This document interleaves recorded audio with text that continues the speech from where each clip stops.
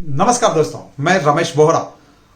इस financial organisation में पिछले 26 सालों का एक्सपीरियंस के साथ में आज आपसे कुछ ऐसी बातें करने के लिए आया हूं जो बातें जनरली हमारे से कोई करता नहीं है।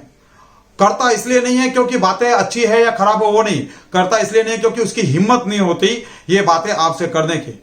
और आपसे बातें करने की हिम्मत इसलिए नहीं होती क्योंकि वो कहीं ना कहीं ये सोचता है कि ये बात शायद सीधे सीधे कहना आपको बुरा लग सकता है या किसी को भी बुरा लग सकता है, लेकिन बातें सच्ची है।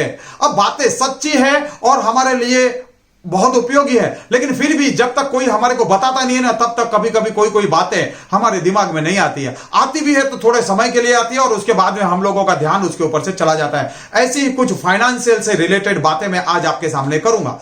विषय इसलिए मैं आपके सामने आज ये रख रहा हूं क्योंकि इस समय जो हमारी परिस्थितियां हैं, जो हर तरफ एक माहौल है कोरोना का कि कुछ भी हो सकता है, ऐसी सिचुएशन में भी अगर मैं भी ये आपसे बातें नहीं करूं, कहने का मतलब इस सिचुएशन में भी मेरे जैसा व्यक्ति भी अगर आपसे ये बात नहीं करे तो मुझे लगता है कि मैं मेरी रिस्पॉन्सिबिलिटी से कहीं ना कहीं दूर भाग जाऊंगा, मैं मेरी रिस्पॉन्सिबिलिटी को पूरी तरह से निभा नहीं पाऊंगा। इसलिए दोस्तों, एक बार फिर रमेश बोहरा मैं आपके सामने कुछ ज्वलंत प्रश्न लेकर के यहां पर खड़ा हूं।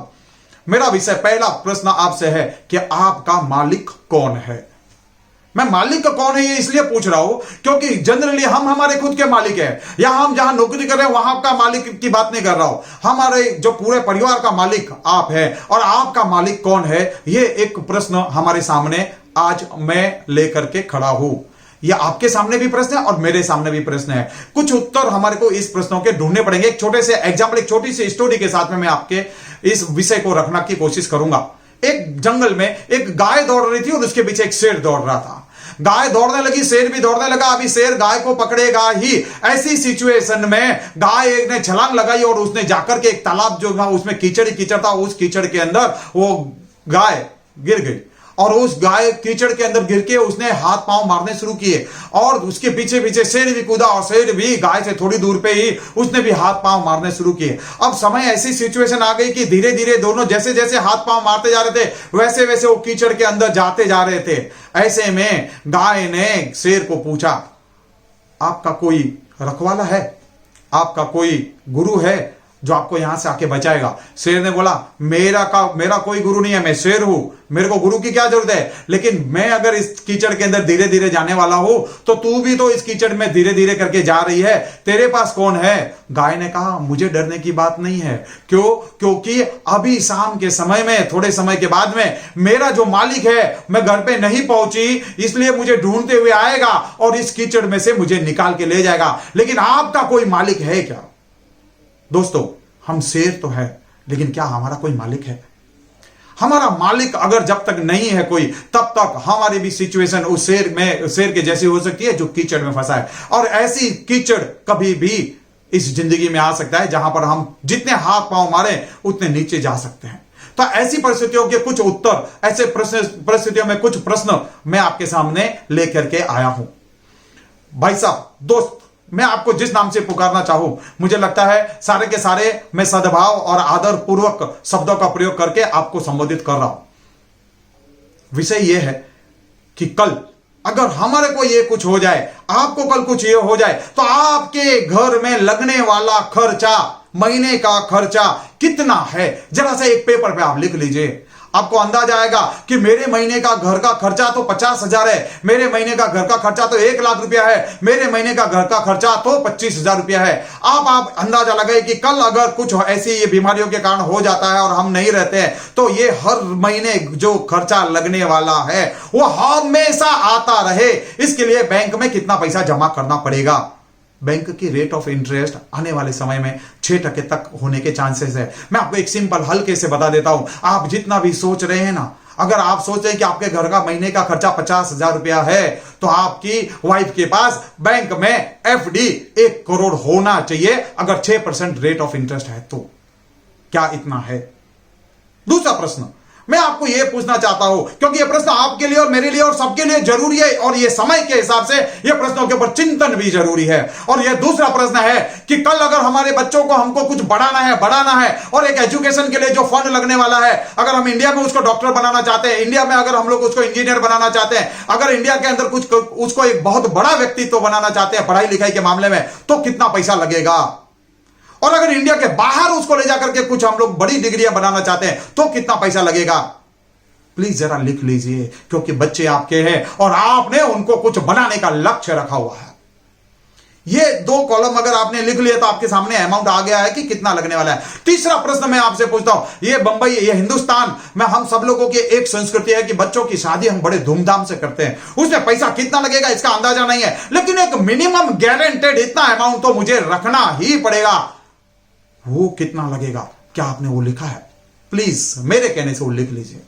और एक और प्रश्न मैं आपको पूछता हूं, और वो प्रश्न की चिंता आपको और मुझे और दुनिया में जितने भी लोग हैं सबको होनी वाजिब है। अगर वो चिंता उस विषय पे नहीं आ पाती हमारी, अगर हमारा ध्यान उस चिंता पे नहीं जाता है, तो कहीं ना कहीं हम लोग उस परिस्थितियों में उलझ के रह जाएंगे, उसमें से निकलना बड़ा मुश्किल हो जाएगा। और वो प्रश्न है कि कल अगर हमारे को बीमारी कुछ ऐसी हो जाए कि हॉस्पिटल में जाना पड़ जाए और रहना पड़ जाए, कैंसर हो या ऐसी कोई बड़ी बीमारी हो जो लग जाए जिसके बाद में खर्चा बहुत होने वाला है, क्या ऐसी बीमारी के लिए आपने एक इमरजेंसी फंड का अरेंजमेंट करके रखा है? मैं जानता हूं हम लोग बहुत बार सोचते हैं हमने मेडिक्लेम करके रखा है, क्या मेडिक्लेम पूरा है, सफिशिएंट है, क्या उसके लिए हमने कुछ अरेंजमेंट करके रखा है? अगर नहीं करके रखा तो उसको रिव्यू करने का ये लॉकडाउन का समय है।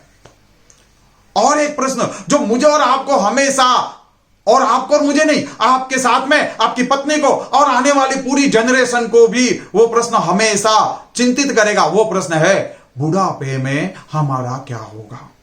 क्या हमारे पास 100 साल उम्र तक पेंशन आती रहेगी?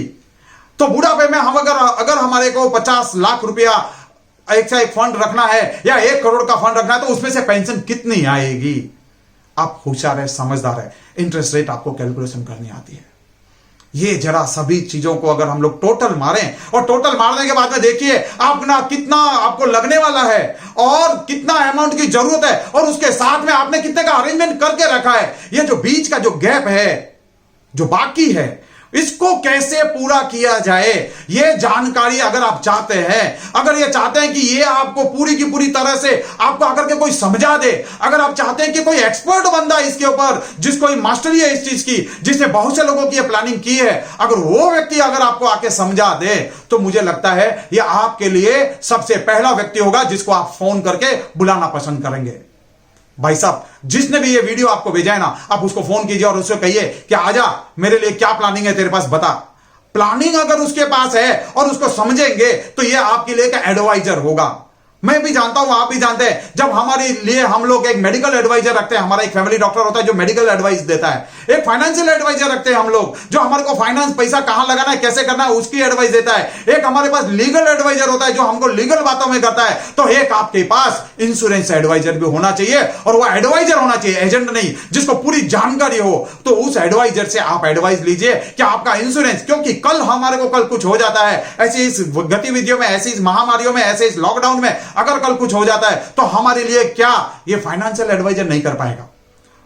गलती से हमारे यहां पर एक बहुत बड़ी प्रॉब्लम है कि हमने फाइनेंशियल एडवाइजर को ही इंश्योरेंस एडवाइजर मान लिया है। वो होता नहीं है। इंश्योरेंस एडवाइजर एक अलग व्यक्ति तो है, उसको एक अलग प्रोफेशनल है, और financial adviser, legal adviser and medical adviser जैसे है, वैसे इंश्योरेंस एडवाइजर भी एक अलग शख्सियत है। उससे मिलना आपका बहुत जरूरी है, मेरा भी मिलना बहुत जरूरी है। इसलिए इस वीडियो को खत्म होने के बाद में तुरंत आपको जिसने भी ये वीडियो भेजा उसको जरूर पूछिए कि भैया मेरे लिए जिंदगी भर पेंशन आ जावे, मेरे लिए गारंटेड पेंशन आ जावे, मेरे लिए कल अगर मेरे को कुछ हो जाओ तो गारंटेड इतना पैसा हमेशा मेरे घर पे आता ही रहे, ताकि मेरे घर का खर्चा चलता ही रहे। उसके लिए कम से कम पैसे में मैं क्या अरेंजमेंट कर सकता हूं? मेरा बजट इतना है, इस बजट के अंदर तू क्या मुझे करके दे सकता है, बता। और इतना मेरा अरेंजमेंट हुआ है और इतना मुझे करना है, इसके बीच का ये जो गैप है, इस गैप के लिए मुझे तू क्या हेल्प कर सकता है? ये जगह अगर आप जिसने भी ये वीडियो भेजा है उसको अगर आप फोन करके बोलेंगे, मुझे लगता है उसको मदद होने से ज्यादा होगा, यह हमारी खुद की मदद होगी। और यह मदद इस समय लॉकडाउन के अंदर